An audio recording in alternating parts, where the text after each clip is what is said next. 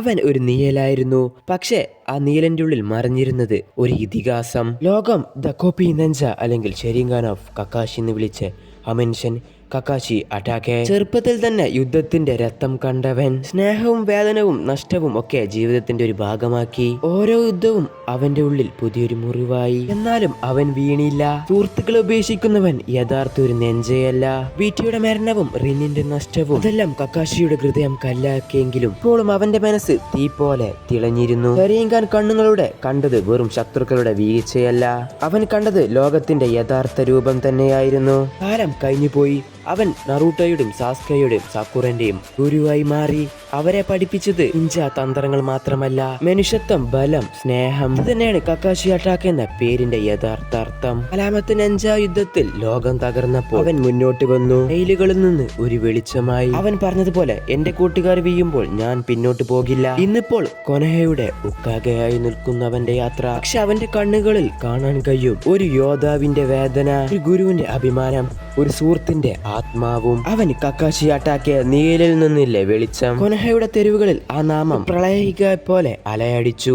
Kakashi attack എന്ന പേര് അലസമായ കണ്ണുകളിലും എപ്പോഴും വൈകിയെത്തുന്ന ശീലങ്ങളിലും മറിഞ്ഞിരുന്നിരുന്നത് ഒരു നെഞ്ച ലോകം കണ്ട ഏറ്റവും വലിയ ദുരന്തങ്ങളിൽ ചിലതിന്റെ ഓർമ്മയായിരുന്നു. ആ മാസ്കിന് പിന്നിൽ ഒരു ഇതിഹാസത്തിന്റെ വേദനകളുടെയും നഷ്ടത്തിന്റെയും കഥയുണ്ടായിരുന്നു. അവന്റെ കഥ തുടങ്ങുന്നത് അവന്റെ അച്ഛനിൽ നിന്നാണ്. കൊനഹയുടെ ദ വൈറ്റ് ഫാങ്ക് എന്നറിയപ്പെട്ടിരുന്ന പേര് കേൾക്കുമ്പോൾ ലോകം തന്നെ ഭയന്നിരുന്നേ സാക്കുമോ അറ്റാക്കെ ഒരു ദൗത്യത്തിൽ നിയമങ്ങൾ ലംഘിച്ച് തന്റെ സഹപങ്കാളിയുടെ ജീവൻ രക്ഷിക്കാൻ അദ്ദേഹം തീരുമാനിച്ചു. പക്ഷേ ഗ്രാമം അയാളെ ഒരു ഒറ്റുകാരനായി മുദ്രകുത്തി. അപമാനം താങ്ങാനാവാതെ സാക്കുമോ അറ്റാക്കെ ആത്മഹത്യ ചെയ്തു. ആ ദുരന്തം കക്കാഷിയുടെ ഹൃദയത്തിൽ ഒരു മുറിവുണ്ടാക്കി. അവനൊരു പാഠം പഠിച്ചു. നിയമങ്ങൾ ഒരിക്കലും ലംഘിക്കരുത്, വികാരങ്ങൾക്ക് സ്ഥാനമില്ല. മിനാറ്റിനോ ടീമിൽ ഒബീറ്റോന്റെയും റിനിന്റെയും കൂടെയായിരുന്നു കക്കാഷിയുടെ ലോകം. നിയമങ്ങളിൽ വിശ്വസിച്ച കക്കാഷിയും സൗഹൃദങ്ങളിൽ വിശ്വസിച്ചിരുന്ന ഒബീറ്റോയും രണ്ടുപേരും എപ്പോഴും വൈക്കിടും. ഒബീറ്റോയുടെ കണ്ണിൽ കക്കാഷി ഒരു വികാരമില്ലാത്തൊരു യന്ത്രമായിരുന്നു. മൂന്നാം നെഞ്ച ലോകമഹായുദ്ധത്തിന്റെ തീച്ചുളയിൽ അവരുടെ ജീവിതം മാറി മറഞ്ഞു. കണ്ണാബി ബ്രിഡ്ജ് തകർക്കാനുള്ള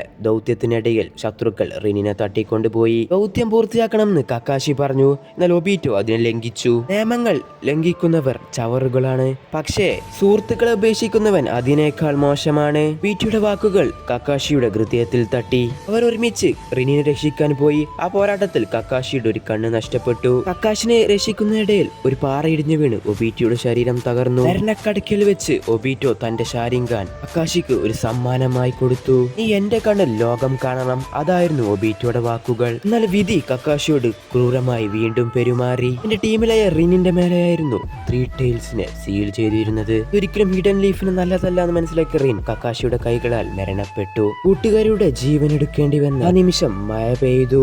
അതിനാൽ അവന്റെ കണ്ണുനീർ അതിലൊലിച്ചു പോയി. സുഹൃത്തുക്കളെ സംരക്ഷിക്കാൻ കഴിയാത്തവൻ ഫ്രണ്ട് കില്ലർ എന്ന പേരിൽ അവൻ അംബു ബാക്ക് കോപ്സിൽ ചേർന്നു. ഹൃദയത്തിലെ ശൂന്യത മറക്കാൻ ചോരയിൽ മുങ്ങി. പിന്നീട് വർഷങ്ങൾക്ക് ശേഷം ടീം 7ന്റെ സെൻസയായി അവൻ മാറി. നറൂട്ടോ, സാസ്കെ, സാക്കുറ അവരിൽ അവൻ അവന്റെ പഴയ ടീമിനെ കണ്ടു. ആദ്യത്തെ പരീക്ഷയിൽ തന്നെ അവരെ അവൻ ഒരു പാഠം പഠിപ്പിച്ചു, ടീം വർക്ക്. കാരണം തന്റെ ജീവിതം കൊണ്ട് അവൻ പഠിച്ച ഏറ്റവും വലിയ പാഠം അതായിരുന്നു. കക്കാഷി അറ്റാക്ക് എന്ന കോപ്പി നെഞ്ച 1000 ജുഡ്സുകൾ അറിയുന്നവൻ. പക്ഷേ അവന്റെ ഏറ്റവും വലിയ ശക്തി ആ ഷെരിങ്കാൻ ആയിരുന്നില്ല, അത് അവന്റെ തകർന്ന ഹൃദയമായിരുന്നു. ഒബീറ്റോയുടെ സ്വപ്നങ്ങളും റിനിന്റെ ഓർമ്മകളും അച്ഛന്റെ അഭിമാനവും എല്ലാം അവൻ ആ മുഖമൂടിക്ക് പിന്നിൽ ഭദ്രമായി സൂക്ഷിച്ചു. അടുത്ത തലമുറക്ക് വഴികാട്ടിയായി കക്കാഷി അറ്റാക്കെ.